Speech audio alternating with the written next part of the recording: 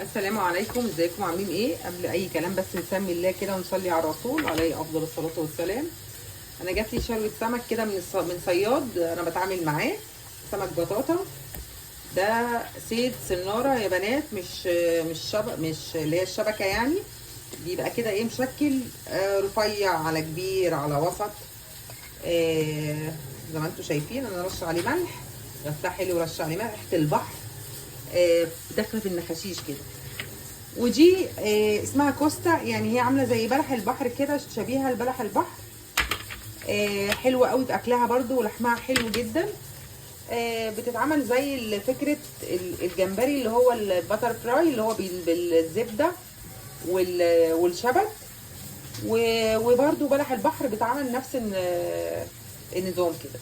طبعا انا هغسلها حلوه قوي عشان هي بيبقى ماسك فيها طينه كده زي ما انتم شايفين هنا اهو. دي بتتحك بالسكينه وبتتغسل اكتر من مره، هنشوفها مع بعض دلوقتي. انا حاطه كده طاسه عندي قديمه على النار عشان اشوي فيها السمك البطاطا ده، زيت وليمون. فيلا بينا على البوتاجاز بقى.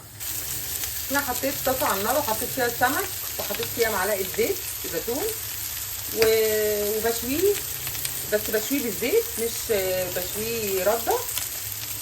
فانا دلوقتي دي قلبته على الوش التاني وهطلعه دلوقتي. اللي عنده خلفيه يا بنات يعرف السمك بيفتح في الطاسه ليه، ده يبقى طازه اكتر ولا مش طازه؟ فاللي يعرف يقول لي، عشان في سمكتين ثلاثه كده فتحوا في الطاسه من ضمنهم اهي، شايفين اهو،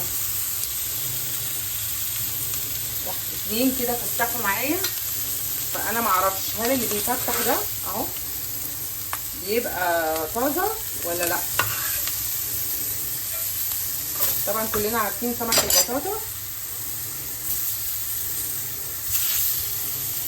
بتشوى بقى على الجريل، بتشوى في طاسه كده قديمه كده زي اللي احنا شايفينها دي. وهرش دلوقتي عليه زيت.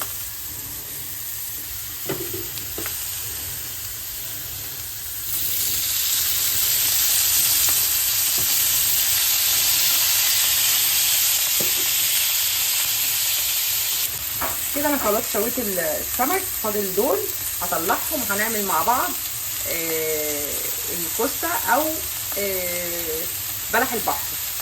بس هو مش بلح بحر، هي اسمها كوستا، تمام زي بلحة البحر كده بالظبط. فهطلع دول، بس انا مش عارفه اصور لكم عشان الدخانه بصراحه قلبت عندي الشقه. فهطلع دول بقى ونعمل ايه بلح البحر مكانها. انا حطيت الجريل على النار او الطاسه، هنزل بالكوستا كده او الطاسه، معلقه زبده،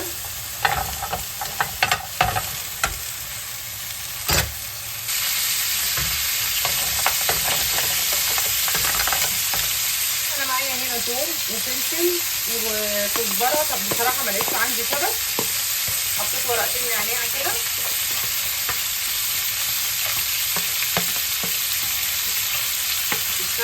الشبت مع الزبده يا بنات بيبقى حلو قوي، بس للاسف ما عنديش.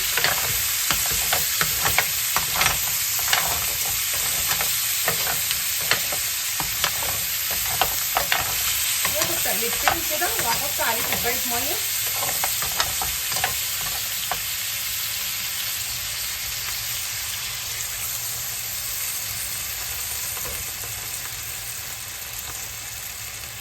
هنحط حبه ملح صغيرين،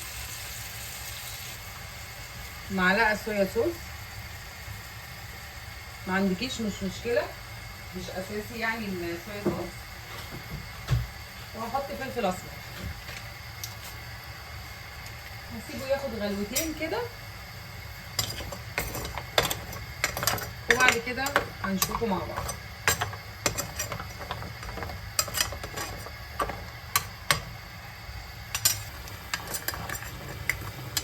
كده خلاص فتح اهو.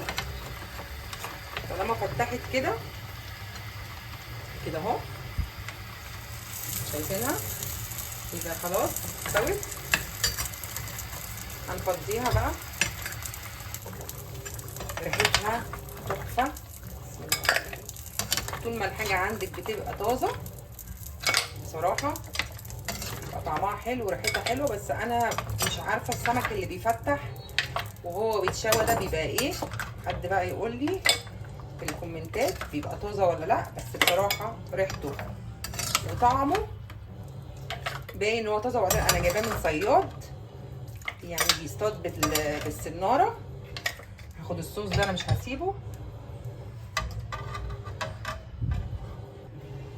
انا غرفت الكوستا اهي، ريحتها حلوه قوي، والزبده بتديها طعم، بتوديها في حته تانية. وادي سمك البطاطا، هو مش كبير قوي بس اهم حاجه ان هو يكون طازه وحلو وفريش.